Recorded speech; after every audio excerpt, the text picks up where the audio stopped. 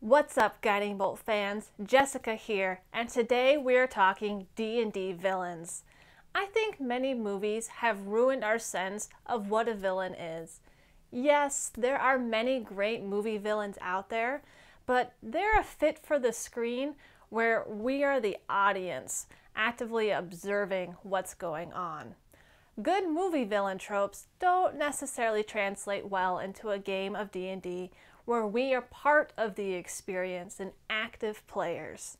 Now, keep in mind that today's thoughts are my own personal opinion and everyone's going to have different thoughts about what works best for villains at their table. These are things that I have found that work well for creating a truly evil villain, but you know your table and players best. So, with that out of the way, let's jump into developing a true villain for your D&D campaign. The first important thing to understand about a true villain is that they are not a boss monster. Well, what do I mean by that? Well, a boss monster is a bad guy who sits at the end of the quest just waiting to be killed by the PCs. Boss monsters are passive. In contrast, a true villain is active. If a villain's plan gets thwarted or someone tries to stand in their way, a villain will react to that. They will adapt their plans or even try to stop the people who are trying to stop them and their plan. Do you see the difference? Let's take a look at a quick example. An evil cult wants to summon Baphomet. As part of the ritual, they'll need to sacrifice a young human, which the cult kidnaps from a nearby village. In response, the village hires a group of adventurers to rescue the town leader's daughter. If the cult was a boss monster, they'd go about their business regardless of what's going on around, essentially waiting for the adventure party to track them down and foil their plans. But if the cult was a true villain, they'd react instead. They'd send minions out to kill the adventurers. And if their minions fail to eliminate the adventurers, well, the cult threatens to burn the village's town down if they don't call off the adventurers they hired. Again, do you see the difference between the passive boss monster versus the active villain? One is the backdrop to the plot, while the other one is an active part of it. Writing a good villain is not just about writing a good NPC. It's truly about creating an adventure arc or plot. That's because there are three main things that are needed to develop a true villain. The first is that your villain needs to have a goal, and that goal needs to be defined and specific. Second, the villain's goal needs to provide a motivation to the adventurers. Whatever the villain's goal is, it needs to create some sort of conflict that your adventurers are opposed to. It needs to motivate the party to want to take action against the villain. And finally, there needs to be a resolution state for whatever the villain's goal is. Whatever they are trying to achieve needs to have specific ways their goal can be stopped, interrupted, or ended.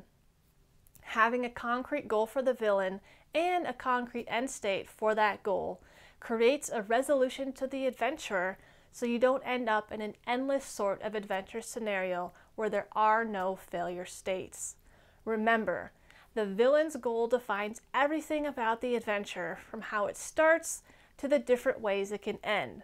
And it's important because it will allow you to plan out how that villain will go about accomplishing their goal, meaning you'll understand the milestones that they need to complete in order to reach said goal.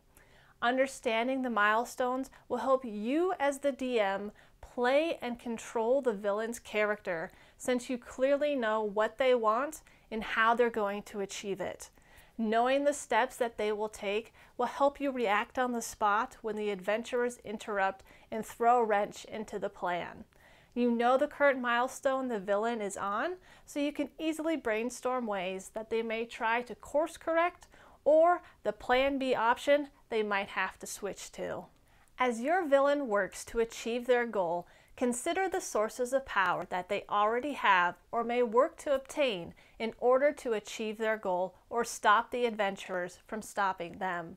Sources of power may include social influence, wealth through land or money, allies or minions, a base of operation, magic, whether through items or spells, military might, divine or infernal favor, a special power, ability, or immunity, or even favors owed, information for blackmail, or the reputation.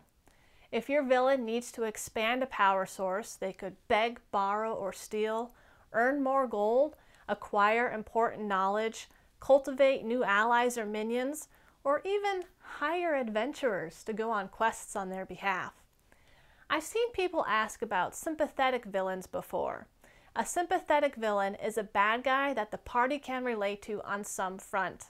Oftentimes, this plays out when the villain's goal has good intentions, but their plan to achieve that goal has gone astray in some evil, over-the-top way. This creates a moral quandary for the players. Does the bad guy truly deserve to die, or can they be redeemed in some way? If you think this type of situation would be enjoyed by your players, go for it. Personally, not my choice for a D&D campaign. I think sympathetic villains can make for great movie and book characters, but I want my big bad, truly evil D&D villain to be black and white. I don't want players to go around in circles debating what is justice for the villain. I want them to hate the villain, and I want them to feel the full satisfaction of victory once they defeat him. I don't want a sour feeling left in their stomachs over the morally ambiguous decision, but that's just me. Now, people also ask about recurring villains. These are the villains that keep coming back and aren't defeated in a single session. I think recurring villains can be great and can be fun, but I'd offer a few tips and recommendations. First, D&D players are like lawnmowers. You cannot put an adversary in front of the players and expect them not to try and kill the adversary. That's how the game works, and it's designed in the player's favor. They will usually succeed. If they don't, they oftentimes will do whatever they can to try, including getting themselves killed. And yes, they will ignore any warnings or distractions that you throw up for them. You may argue, well, can't I just have my villain escape by using X, Y, or Z? Yeah, you can, but after using that escape the first time, whether you're using a teleport portal or whatever you want it to be, the players are going to adjust for that to make sure that the villain never escapes that way again. Well, I'll just have my villain escape by X instead of Y next time. Okay? Go ahead, but your players are not going to be mad at your villain for that escape. They're going to be mad at you as the DM, because even though you plan that out ahead of time, your players aren't going to see it that way. They're going to start to feel cheated instead. So remember, if you stick the villain in front of the players will try to mow them down. They assume that's what they're supposed to do, even if they're threatened of being overpowered. And if you still decide to stick the villain in front of the party, then when that fight breaks out, don't let combat go on for 60 minutes in real time. Please, just have your villain get away and end it quick. Have the villain knock the whole party unconscious and leave. The villain is, after all, super powerful, and this mere group of adventurers, they're below their notice.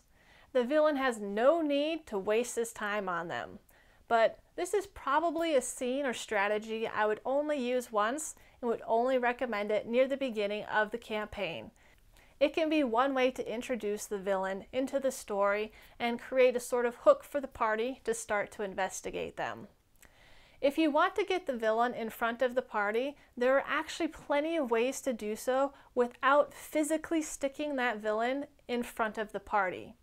Instead, have the villain communicate through other means they're controlling from afar, such as henchmen, notes, body doubles, bloody messages on the wall, presents, dominated innocence, illusions, dreams, and so forth. Some of these strategies tie back into the sources of power we talked about earlier. Have your villain deploy these things to show just how evil they are. A well-crafted letter that's discovered by the party or a nasty dream vision can be just as frightening and effective as an in-person villain monologue, if not more so. The last thing I want to say about recurring villains is that you'll need to up the ante over time. Once the villain's plan is foiled, they'll likely still have the same goal they want to accomplish, and they can surely go about it again in another way.